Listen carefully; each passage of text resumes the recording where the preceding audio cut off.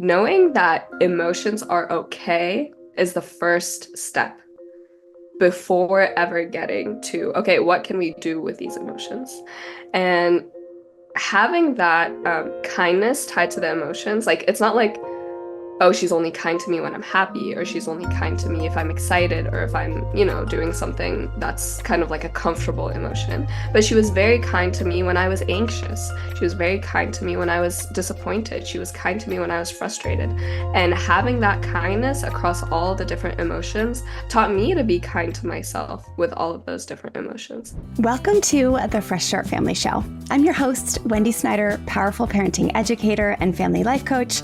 And together we are going on a journey to help you expand your heart, learn new tools, and strengthen your family so you can build the family legacy of your dreams. I'm a mama too turned child and family advocate who went from being extremely stressed out back when my strong-willed little girl was a toddler to now thriving as a parent and having the honor to support thousands of families each year who choose to go from frazzled and impatient to peaceful and empowered. Each week, we will dive in with experts, thought leaders, authors, and advocates with insights to help you thrive in your parenting walk, as well as in your marriage and even in your career and faith walk too.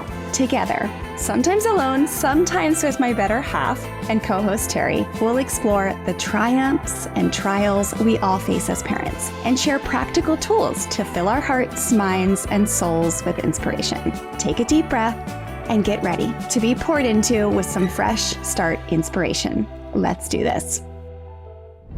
Hello, families, and welcome back. I'm so happy you're here. Today on the show, we have Miss Noor El-Ansary from the popular Instagram account, Noor.elance. She came on the show to talk to us about why unconditional kindness in parenting is key. And this is really cool coming from her because she is a thriving, gentle parented Gen Zer. She is a young woman who is just thriving and flourishing, and to hear her perspective of what it was like to be raised with conscious, gentle, positive parenting, whatever you prefer to call it, firm and kind, connection-based, relationship-based parenting is just so cool. And Noor is someone who is really just, I think, a breath of fresh air, and she is such a light in the world, which is actually really cool because I just recently found out that her name means light in Arabic. And so I thought, what a beautiful season to bring you her episode and for you to learn from her wisdom, because this one is going to inspire you big time. I know that for me, sitting at a spot where my kids are now 14 and 17, I have a bit of that long-term view, right? We started this work when Stella was 3, so we've been doing it for 14 years. And now I get to have that long-term lens of like, what kind of human does it actually create when you remove fear and force and intimidation and harm and hurting and manipulation and shame from the family dynamic, right? And what kind of person does it build when you have connection as the key driver in your family and you have mutual respect and safety and trust and firm kindness all at the same time and compassionate discipline? What does this create for families? And Noor is someone who can really speak to it really well because this is how she was raised. And so I'm just so excited for you to listen. Please make sure that you share this episode so more and more families can hear the long-term effects and benefits, because I know there are people out there who worry, what if being kind and compassionate to my child is going to make them grow up to feel like the world revolves around them, or they're going to maybe grow up to be entitled or soft. Who knows? There are fears that roll around our heads, and there is often also people who really try to negate the kind of parenting that we do and tell us that it's going to raise some weird human that, again, is going to be some bratty, I don't know. And we just want to make sure you know that it's just not true. This type of parenting really does create just such a beauty in families and homes and in the world. And so I'm just so excited for you to meet Noor and hear from her today. Please share this episode on Instagram if you love it.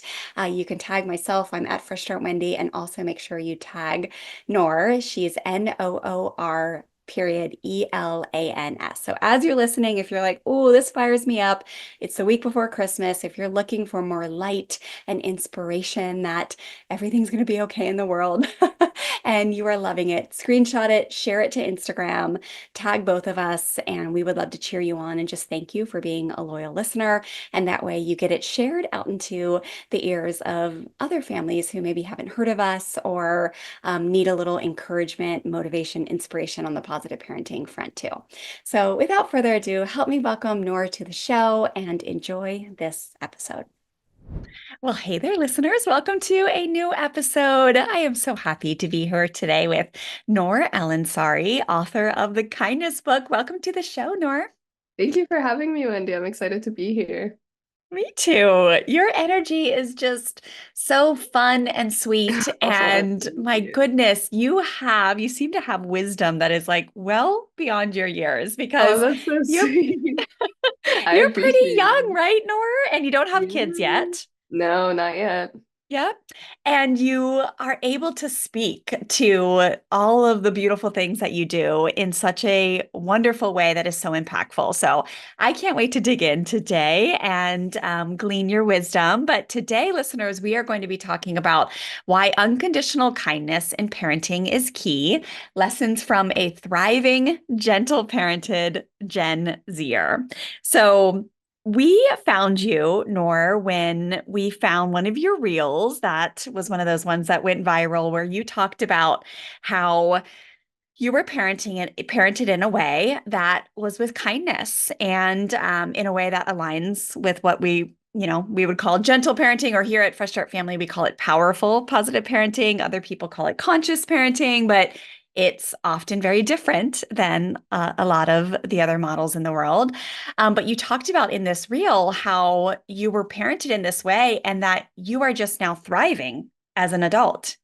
Yeah. And it just was, it lit me up when I saw this reel. And I was so excited to reach out to you because this is what happens, right? So I can't wait to dig in more. So, will you just tell us a little bit about your story and why you decided to start helping people in this way, why you decided to author this book, the Kindness book, and kind of what your background is and your story with how you were raised before we get into our subject matter of the day? Yes, of course. So I was raised in, what people would call it an immigrant household. My dad was a first generation immigrant and my mom basically came here. So I'm kind of like first from one side, second from the other side. Wow. Um, but unfortunately, a lot of immigrant families just don't have the concept of like gentle parenting or conscious parenting or respectful parenting, whatever you want to call it, just because they come from a long line of struggle. And so Yeah. I noticed growing up that I was thinking in a very different way from my peers. I was a lot less anxious from my peers. I had like, I would say, a more positive outlook, and it really confused me. I was like, guys, we're so young. We're like 12 years old. What is stressing you out so much? And I kind of didn't really know what the cause of it was until I got older and I decided to study Montessori education as my minor during my undergrad. And it Yeah. really unlocked me into this world of child development and how malleable basically children's brains are, and how the slightest of things can impact them in the greatest of ways on both the positive and the negative side. And so when I started learning more about child development and learning more in schools and, with my field experience, I really started to see the things that my mom was doing that is backed up by research in my own life. And that was just very cool to see. And I think I have a much greater appreciation for her as a mother now that I'm older than I did when I was Yes. younger. That always happens, right? Like when Yes. you just, oh man, we just have no idea. And then you grow up and you're like, No, oh, literally okay. no idea. And I'm so amazed by the way that she did it because she did it so naturally. Like I really genuinely thought that all parents were like this. And that's something that a lot of people ask me where did she learn it from? And she learned it from my grandmother. My grandmother was the same way. And so we basically have this whole village of gentle gentle parents and gentle mothers specifically in our family, which is so amazing to have. What? Yeah. a legacy. What a It legacy, really because is. that's exactly how it works, right? Like Mhm. most people um, get what's handed down to them. And so our community here at Fresh Start Family, most of the people that come and find me and start working with me in our community and coaches is they most often get the hand-me-down fear and Mhm. force model. Yeah. And it just takes so much work and intention and courage to break that chain so you Mhm. no longer pass it down to your children. But to hear a real life example of a family lineage where grandma passed it down to mom, passed it down to daughter, and now you are passing it down in the world is just so beautiful. It makes me want to bawl because it is my dream. That's my Exactly. dream for the world. Yeah, that's what a lot of parents hope for, and I think that is where most of the shock is coming from in my audience, like on TikTok, on Instagram. It's just people have never, we hear about the research, we hear about how it affects the parent-child relationship when the child is still young, but what does that look like when the child actually grows older? Like, do they have the life skills needed to thrive as an adult? And do they still maintain that strong connection with their family? And I'm here to say, I think me and my siblings honestly are here to say that yes, it really does make a huge difference in our lives. Oh my gosh, amazing. And so were your grandma and mom a little bit of like rad outcast? Like, cause like so like did what in your either religious or other areas, circles, if that wasn't the norm, were they outcasts? Like we work with a ton of families that come from like really harmful, toxic evangelical Christian circles.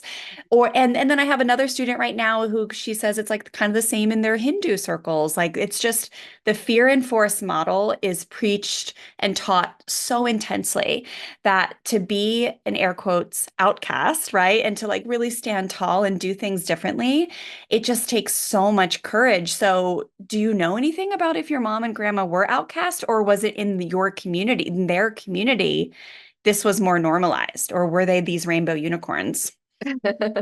I definitely agree that it does take a lot of courage, especially if you're a cycle breaker. Um, but my mom and my grandma had this sort of confidence. It's almost an intimidating confidence where it's like they know what they're doing and they believe so strongly in what they're doing that no one can say anything to them. You know what I mean? Like some people might Yeah. question it. We definitely are an outlier. So my family's from Egypt, and Okay. culturally in Egypt is still very much like fear-based parenting. And Right. in our religion, though, my grandma says this all the time. She gets a lot of her parenting from the life of the prophet, peace be upon him. Everything he preaches about kindness and Right. gentleness and the way that he parented his own children was her inspiration. And so, religion-wise, it was very strongly tied in a positive ways to the religion. But yeah, culturally, they were definitely an outlier. But because they believed so strongly in this type of parenting, they could always respond to any questions that they got. They could always respond to any like clapbacks almost like, oh, you think your child is really going to have any life Right. skills if you're not hitting them? Like they could respond to that very strongly. And so it didn't feel Oh, like they were outcast, but I'm sure there were, maybe some friendships along the way that were strained because of this. yes, yes, amazing. So, yeah, culturally, and then but it sounds like in your religious circles, that fear and force model or the autocratic model is not taught, or is it taught in some of the circles, or not at all? I mean, honestly, if you're truly following the religion, it's not taught in any of the Yeah, circles that I know of. I mean, beautiful. obviously, with any religion, it will be taught in circles, but all of the circles that I've been in, it's not taught at all, thankfully. Oh, that's lovely. It really is. It is not the same. I mean, there are so many beautiful, healthy circles in Christianity, but then it's like heartbreaking how it sure seems like the Yeah. massive, the majority, which I try to not say that because I have students and team members who are like, no, no, no, we grew up in this section. Like my one student is Greek Orthodox, and she's actually my team member. She's like, Wendy, we never had this. My dad was a priest. Like this was not taught and preached and just such celebration and other types of circles. But in the grand majority, like a lot of our students come from the really toxic teaching. So I love to hear that you have a religious circle that is not Yeah, teaching it's that really great. because It serves as like another support system, almost as another village that helps you in oh, your parenting journey, which is honestly very, very, we're very grateful to have that. yes, and that's the way it should be, right? Yeah, definitely. To have more than just to more guidance than just us earthly guidance, like more to Mhm. call on and to tap into. Yeah. Beautiful, Noor. Okay, well, that's so fun to get to know your story and your mom and your grandma's story. Okay, well, let's dive into this concept of unconditional love and how it has really just shaped who you are. But the first thing we were going to talk about is how we are worthy of love because we exist and our self-worth is not tied to our looks, accomplishment, or productivity. So talk to us about how when you were raised, this really came through and how that you carry that now. Like, and it's all making sense to me hearing about your mom and your grandma now, Oh. and watching you and how you carry yourself. Mhm. But talk to us a little bit about that. Okay, so it's a little bit hard to explain if, when you've known kindness your whole life and then you're trying to explain to someone who unfortunately hasn't known kindness at all. I'm like, where do I even start? Yeah. I think number one would probably be my confidence and like you said, the way that I carry myself. Confidence was always the number one priority for my mom. And I don't know. It's almost like I have this delusional confidence of some sorts that, I'm very capable to whatever I set my mind to. I should be proud of whatever that I do. If I make mistakes, like that's okay. That's part of life. Failure is a part of life as well, and you can only grow from those mistakes and those failures. And so I just have this very growth mindset pretty much and like positive outlook on life because of all of that unconditional kindness. It's not like I mean, also another part of it is I was a very gifted child academically, and unfortunately, a lot of gifted children experience burnout really early on in their career because of the Yeah. pressure to continuously exceed or continuously gain that love that they get and that safety and connection that they get from being smart. And so I'm very grateful that my parents like never emphasized that. Like they realized that school was easy for me. And so yeah, they'd say they were proud of me for my accomplishments, but they'd also say they're proud of me for like other stuff, for just existing. And so Mm. that unconditional kindness really showed me that like I'm worthy as a human. Like they love me because I'm a human, not because I do this, this, and this, but because I just am. And that's just a very, very beautiful way to live. It really is, Noor, and it's it's wild how this, as you speak to, and I don't know how you know all of us so well since you don't live like this, but it is so heavy. This whole, like most, I mean, maybe not. I want to meet more people like you so I can stop saying this, but it sure feels like most people live with a huge tie to accomplishment, and their worth is in how they perform, how much they get done in the day, productivity. And just, I remember years ago learning about this concept of like, you're worthy just because you are. And just being like, what does that even mean? Like, that is the stupidest thing I've ever heard. And by this time, I was like knee deep in life coaching certifications and parenting education certifications. And I was just like, this is so foreign to me because who even am I if I'm not accomplishing a lot or being praised or proving myself or whatever it may be? And that's not logical. That of course in my if I think about it, of course I'm worthy because I am, but I could tell that I really didn't have a deep confidence about that. So to hear that that's what's happened for you is so beautiful. And really when I hear you speak about what happened with your parents is it's around what we teach is encouragement versus praise. So praise is more like, good job, you're such a good girl, right? A lot of people even will pay their kids for grades. When you do good, you'll get hugs and love. And if you don't do good, then you'll get punished and not get paid and not get love and shamed, right? But we teach encouragement, which is just basically like when you do great and have accomplishments, it's like a congratulations, you did it. What did you do to do that?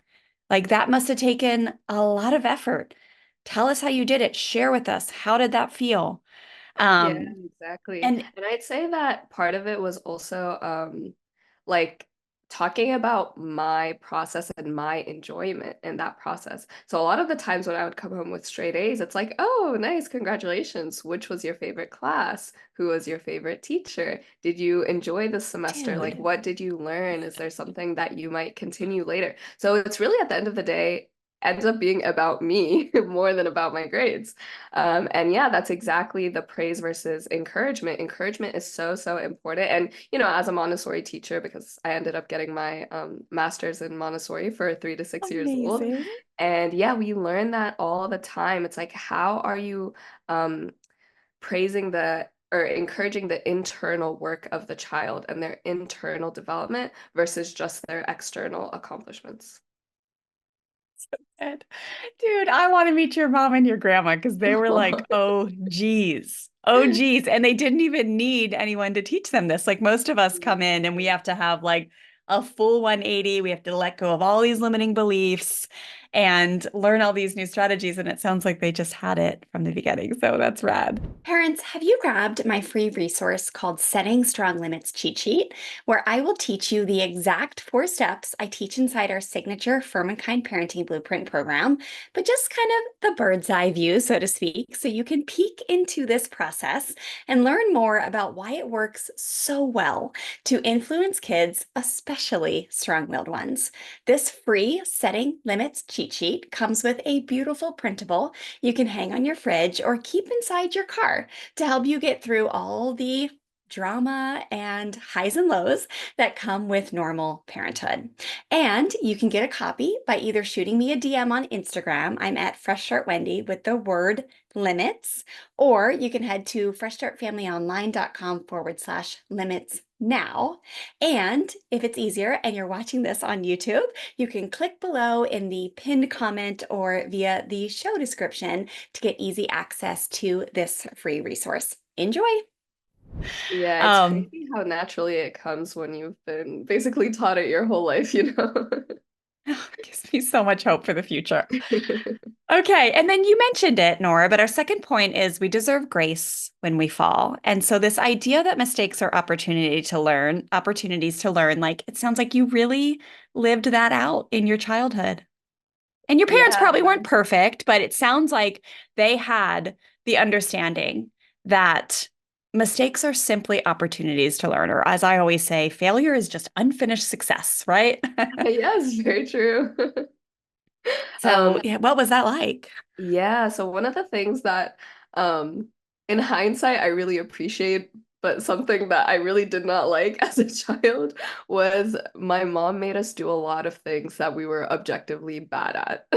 So I was very good Love at it. academics, right? But I was very bad at sports. But we were always doing sports regardless of how many times we told her like, "Mom, like take us out, please. We're not good at this. This is embarrassing." It was very much a like, okay, it's embarrassing now, but you're gonna learn. You're gonna make mistakes now, but that's how you learn. And also that it's okay to be bad at things and do it for the sake of doing it. Like as long as you're enjoying it, it's okay to be bad at it. And so that's something that as an adult I've definitely really appreciated because I felt like it built up my confidence. And I actually made a video about how confidence isn't just doing well, but it's also overcoming failure and it's overcoming challenges successfully. And so the fact that she basically artificially put us in different challenges and then helped us move through that failure is a huge skill that I'm very, very grateful for. It's so big. It is so big.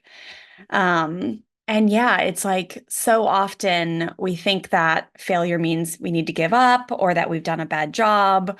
Or, I mean, especially when it comes to like misbehavior in kids, when really it just means we're in progress, right? And it's like, Yeah. I always think of the analogy with when a baby learns to walk, like something happens when we have babies and then they become toddlers. And all of a sudden, a lot of people just switch into like, you should know better. But when a baby learns to walk, it's like, what do we say to them when they first learn to walk and they fall down? We're like, it's okay. Get up. You can do this. Exactly. And we We got encourage you. it. Like we clap so hard for them and we're so excited that they're making this new step. But you're right, once they turn into toddlers or, even a bit older, like 6, 7, 8, we expect them to know so much. And I think honestly, it's just a reflection of how hard we are on ourselves.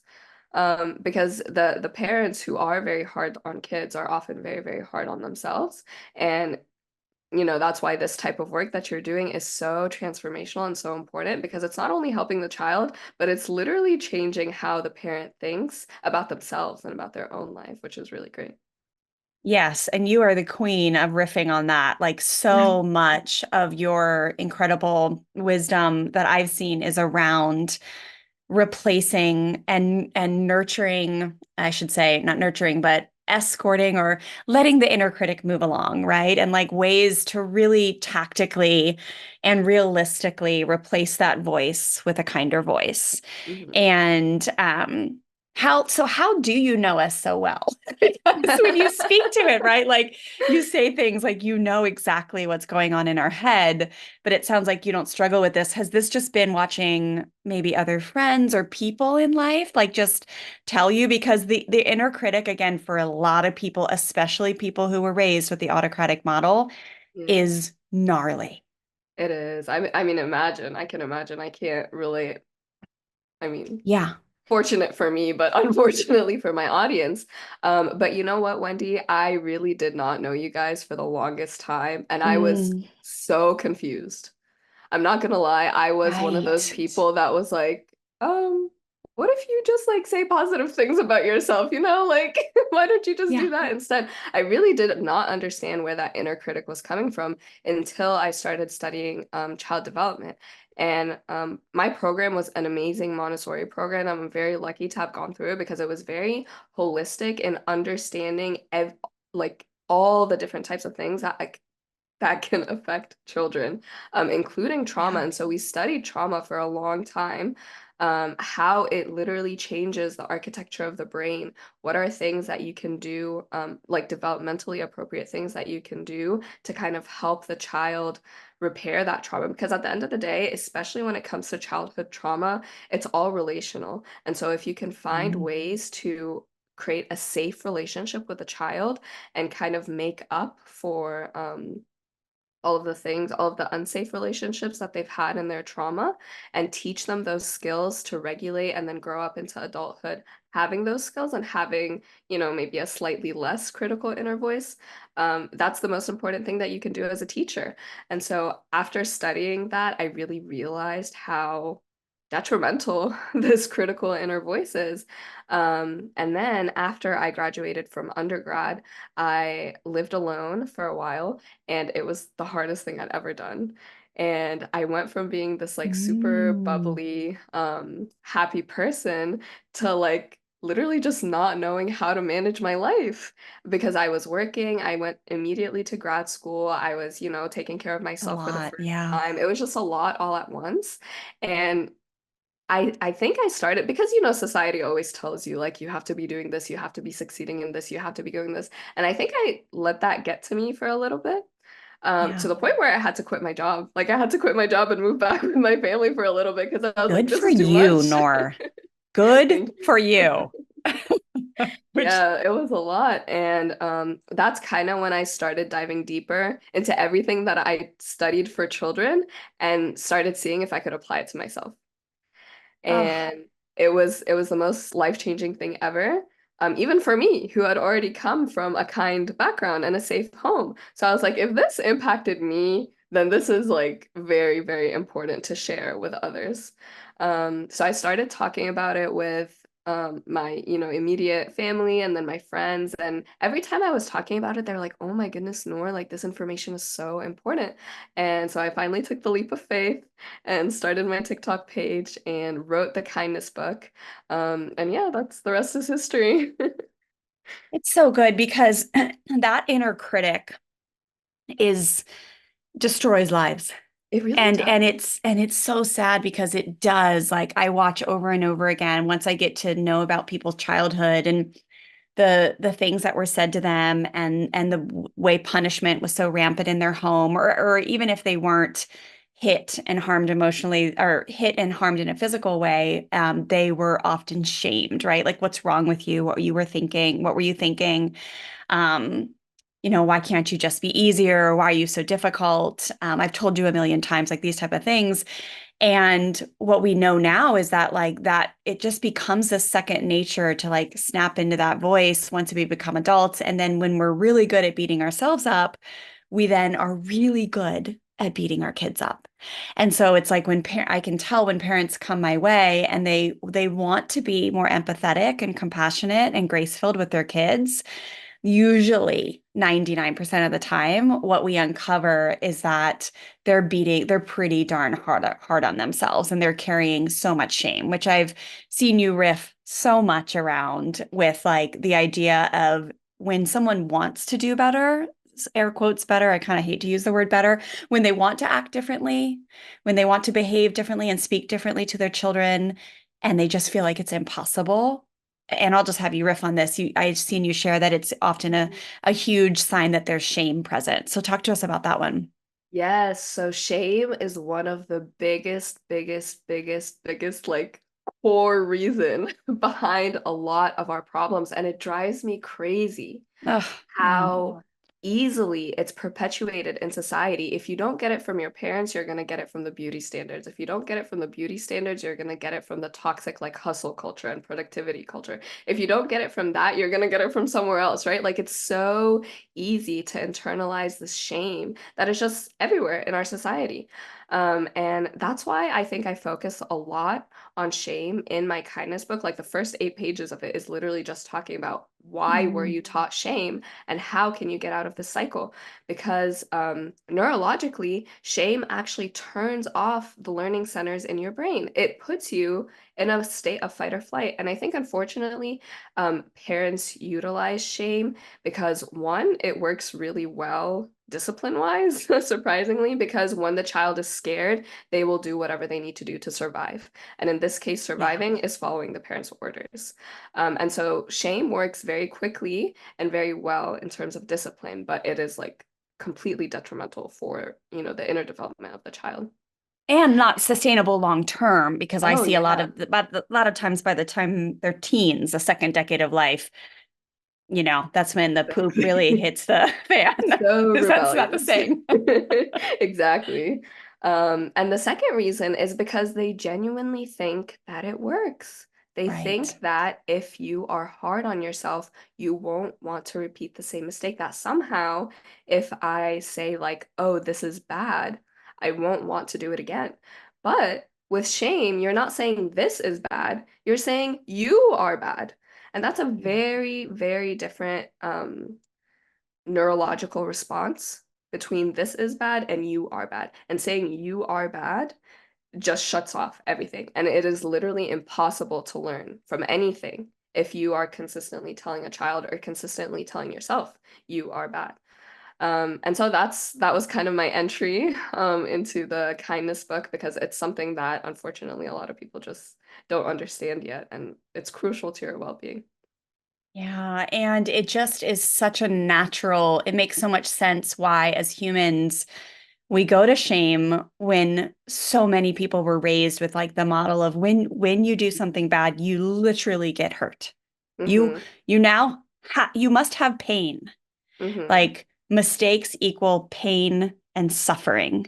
And that must mean you've done something wrong because that would be the only like it just you think about it, it's like it makes sense why we just adopt the shame so young because it's and then in our religious circles it's super creepy, Nora, because parents are taught in the super creepy circles to teach their children that they're the reasons why they're hurting them, right? Like I don't want to hurt you, but I have to, right? Yeah. Like if you weren't so sinful, then I wouldn't have to do this. This hurts me more than it hurts you.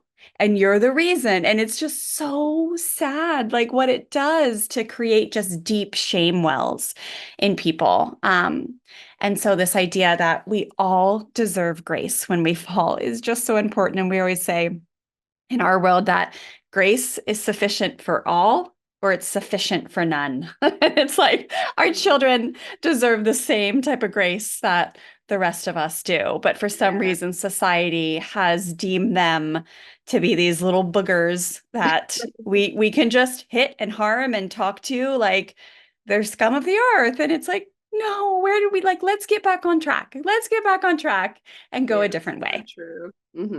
And I think going through the Montessori program as well and reading her works really enlightened me too, because honestly, Mm.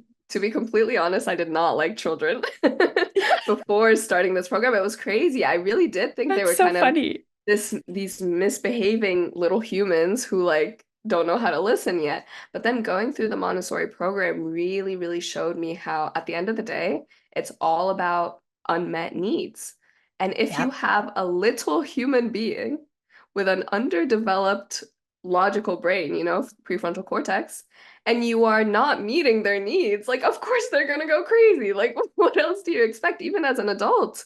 If you have unmet needs, it's going to be a completely different life than if you are truly meeting your needs. And so, yeah, going through that transformation was really enlightening for me as well. And I think that definitely shows in my work today, which I'm very happy about. Yeah.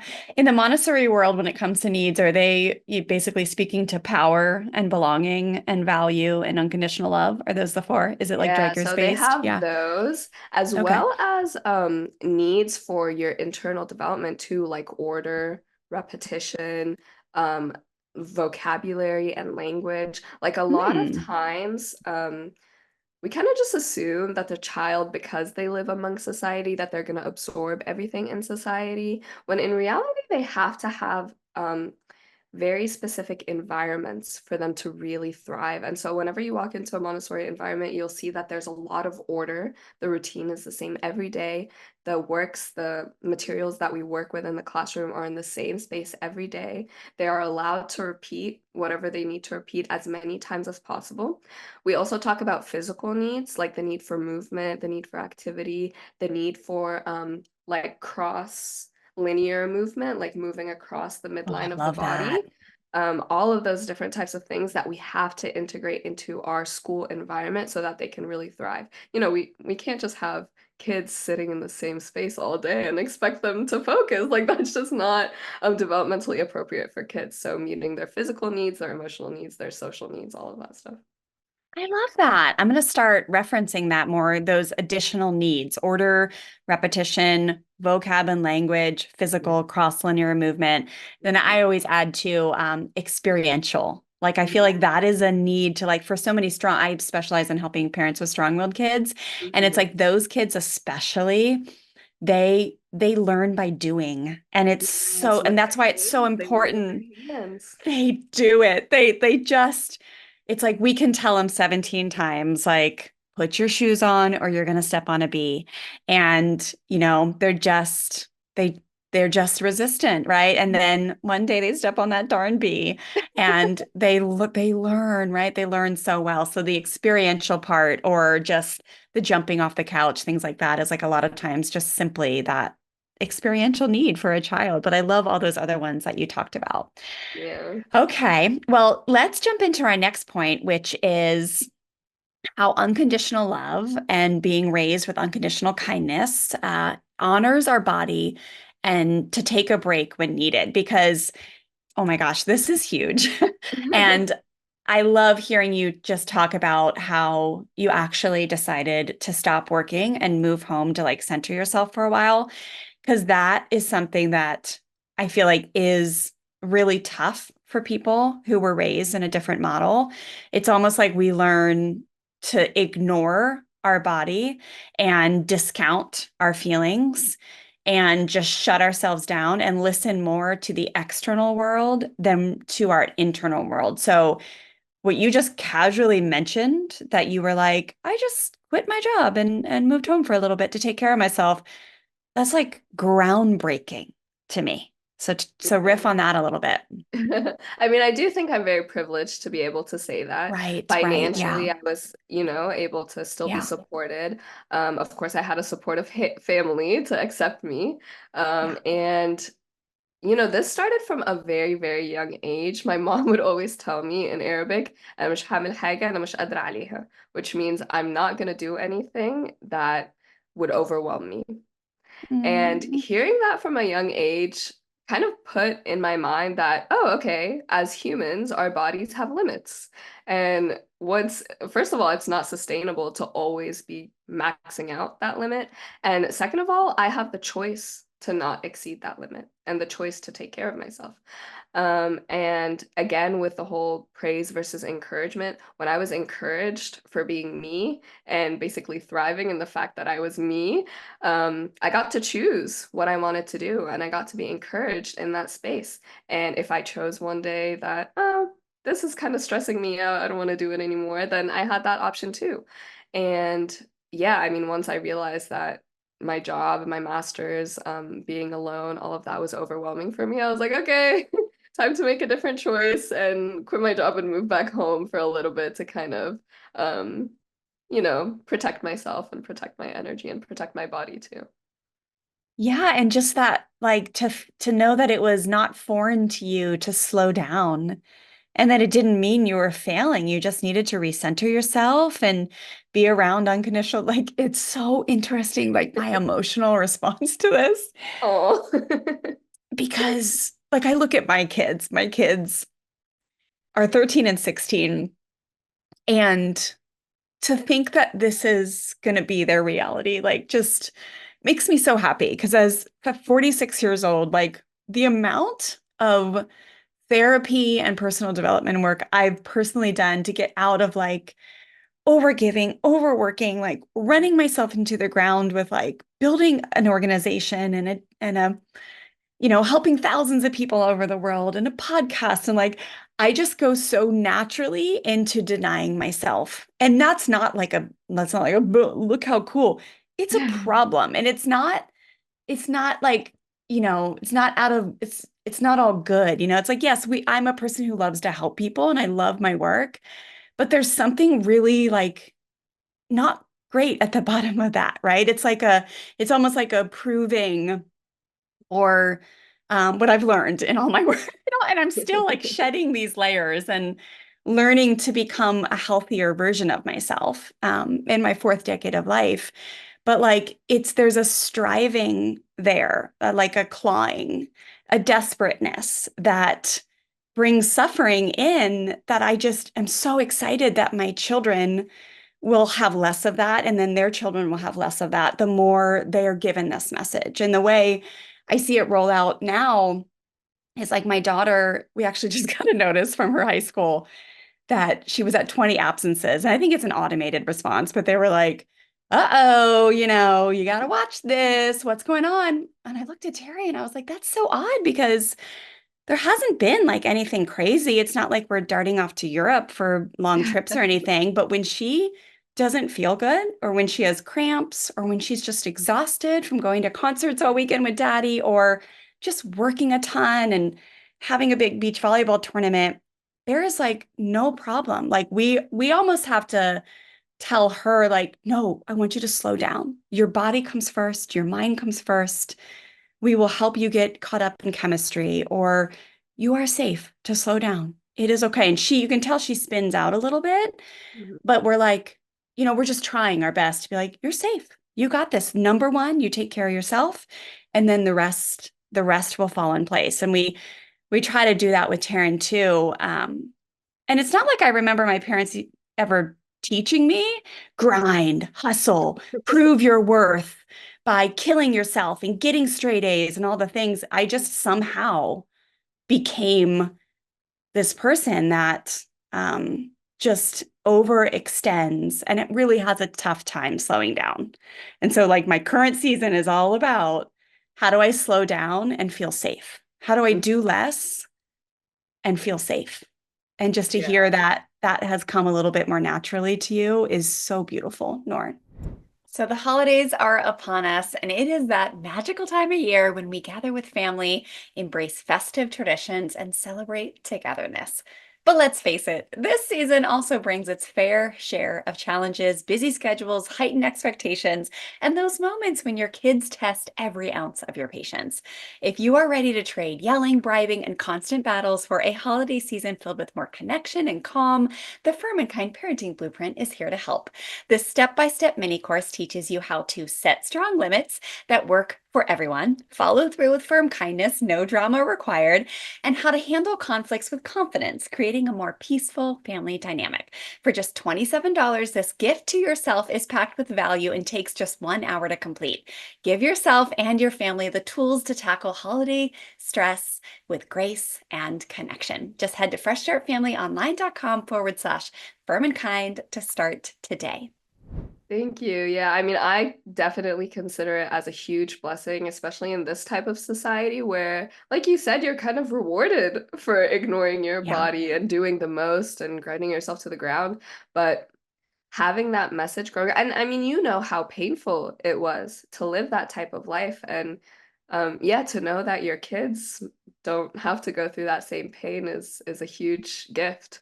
And commends like to you for doing all that work so that they don't have to when they get older. Um, but yeah, having that message growing up that it's literally like an option to slow down, and that option is actually preferred than to grind yourself is something that's definitely impacted me today. And I think some people think that it creates lazy children. right. Yeah, speak But to I can that. tell you from my experience, like I'll just tell you some of my accomplishments in college. I graduated undergrad with three majors and three minors, and I was like president of four different clubs, and I studied abroad for a semester. And then I ended up my senior, like, after graduating, I ended up giving the commencement speech at graduation. And when people hear that, they think I'm literally insane. They think I'm like grinding 24/7, that I have no social life, that I'm just like very, maybe not stressed, but I have lots of work to do all the time. And I always say, like, no, I loved every second of it. I Mm. chose every second of it. And I'm not proud of the accomplishments, but I'm proud that I followed what I loved. And I'm proud that I spent my 4 years in undergrad doing things that were important to me. And yeah, the outcome is pretty cool to say that I spoke at my commencement, but at the end of the day, that wasn't the goal. The goal was to like enjoy myself and take care of myself. So yeah, it's Yes. really a beautiful experience. I'm literally just like, oh, so much Oh, emotion. I feel like I'm like talking to Stella in like 10 years or something. Stella's 16. oh. I don't know, you look younger than 26, but I don't know how old you are, but she's 16 and a half, almost 17. But it's just so cool to like, again, hear someone that's just a little far out from it because I can see how, so she's been raised with this work for 13 years. We found Wow. this when she was 3 and we had to do the full turnaround, but her little Yeah. brother was raised with it, was born with it. He's the lucky guy, right?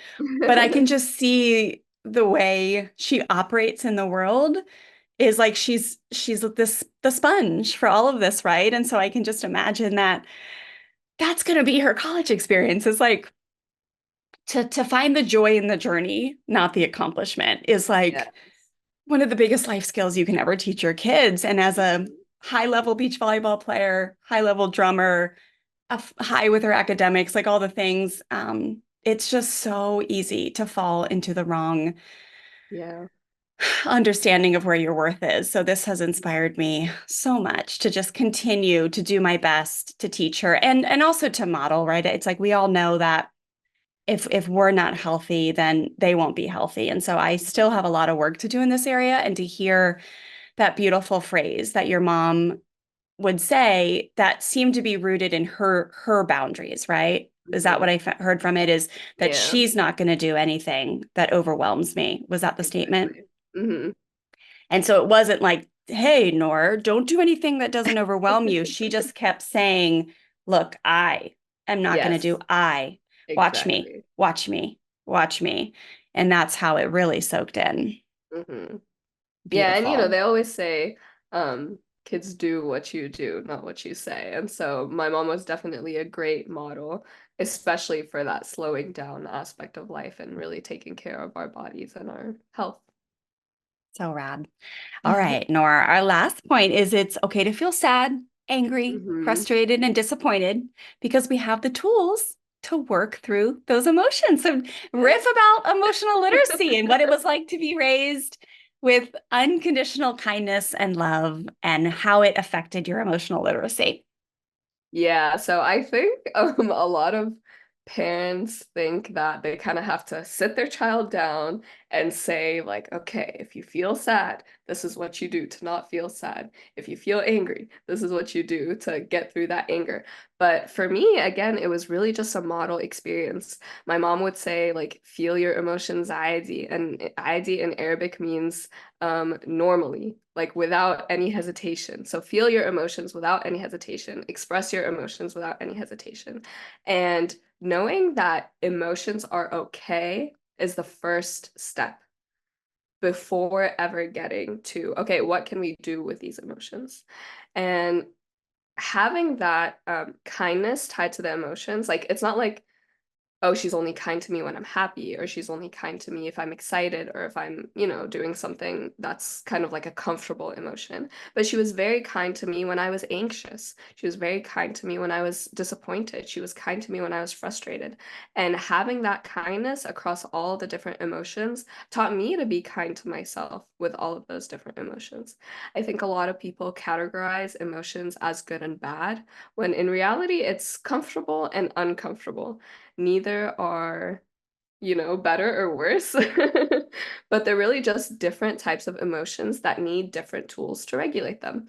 And so just having that understanding from a young age helped me in my transition to adulthood, where I had all of these emotions of like being overwhelmed, being frustrated, especially as a first year teacher. Like that was my first year teaching, and it was the most overwhelming thing I'd ever done. I was like, okay, like I really can't continue doing this without stepping back and really evaluating, like, what am I doing for my emotional health?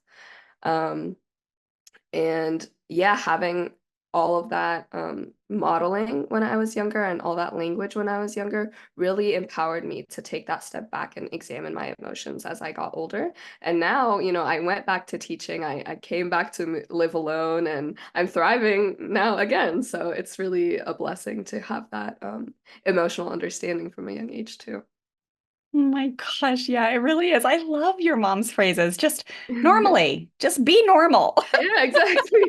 It's like there's no problem with having emotions. Like it's literally a human experience. There's no problem. Yeah. Yeah, the idea I like to been playing around with like when it comes to fear, especially with the clients. I coach a lot and then also their kids, whether it's especially if kids struggle with anxiety or something. I'm just like, your fear is not a problem. You being scared is not a problem, right? But we all those ones that, as you said, can be uncomfortable, right? We suppress or we hide or we deny, and that's what actually creates the feeling. But what a journey for most people. They start to learn about emotions when they're like 30, 40 years old. Usually it's after kids because they're Which is like, what crazy. is happening? Which is Because crazy. I'm like, how did you survive before that? Like, what do you mean? Yeah, so like you're saying like in let's say middle school and high school, you remember just if you were mad, let's just say if you were sad, your mom wasn't like, "Oh, Nora, you're fine. Here's a cookie. Don't be sad. Stop crying." She was just like, "So you're sad. It's okay." Yeah, exactly. And I remember, oh my goodness, I really feel bad for my mom actually for my preteen and teen phase. I was such a stubborn child, and I was frustrated very easily. And yeah, I was very anxious as well. Maybe not anxious, Mhm. but I was a bit insecure.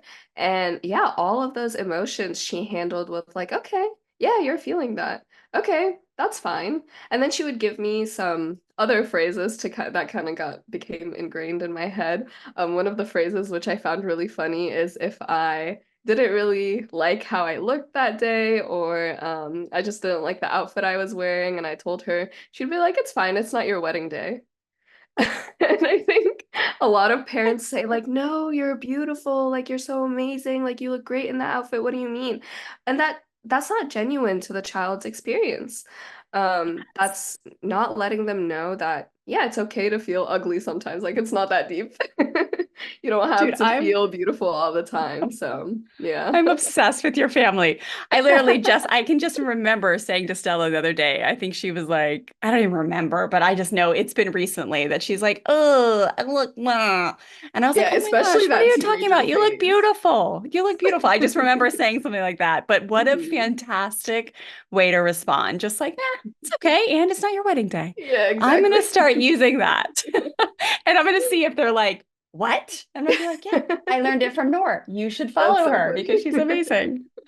Oh my gosh. Noor, I could talk to you all day long. You are such Oh, a light. I thank am you. praying that you get a big book deal and a big TED talk and I that hope some so. I would that would love be amazing. to. You are brilliant, and the world needs to learn more from you. So Thank please keep you. doing your work. Please keep having the courage to show up online. I know even for someone like you, it's got to still be intense. I play that game of content creation online, and it's just a lot to put yourself out there. But thank you because your voice is so beautiful and fantastic, and your perspective and your experience really matters, and it's going to inspire a lot of people because there is a lot of people and a lot of really false information out there that air quotes gentle parenting is ruining the world. And we need more and more incredible lights that are standing tall and being like, actually, here I am. I'm awesome.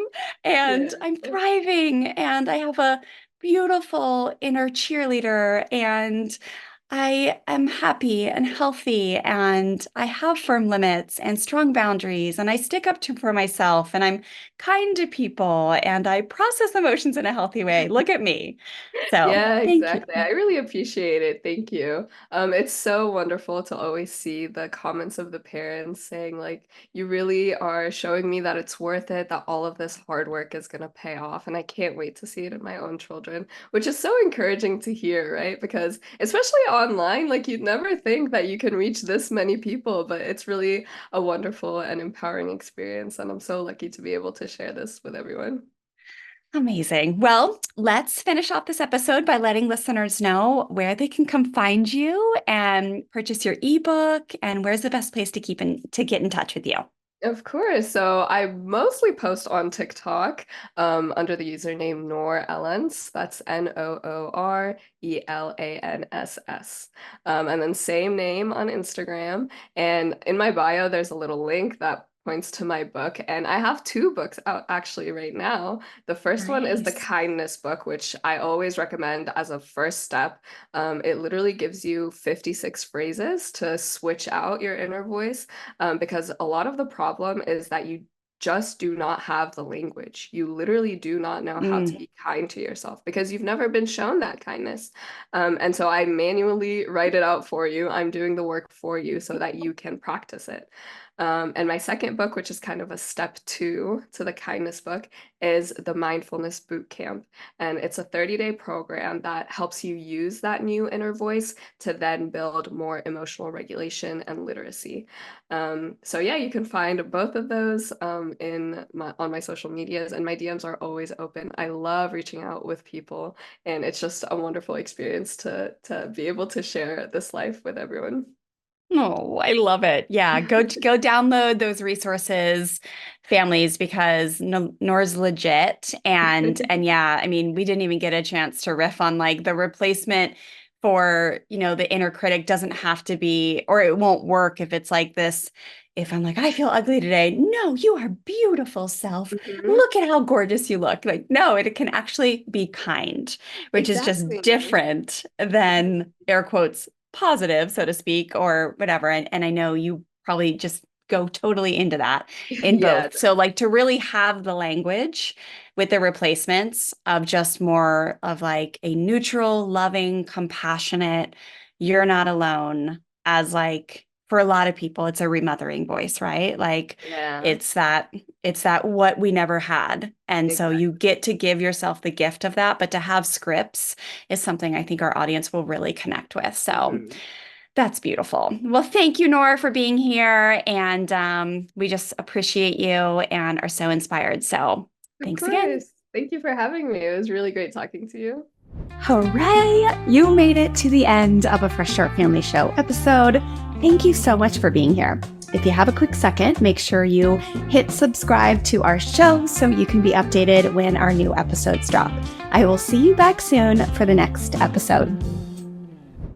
All right, now is a great time to head to freshstartfamilyonline.com/firm and kind to grab the Firm and Kind Parenting Blueprint, our $27 mini course that will teach you our easy to implement yet magical in terms of results 4-step process to setting strong limits and sticking to them with consistency. Enjoy.